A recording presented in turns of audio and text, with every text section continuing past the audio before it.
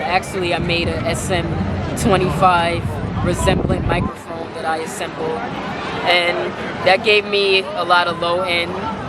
So mixing that, I kind of boosted the highs for those two songs the best that I could.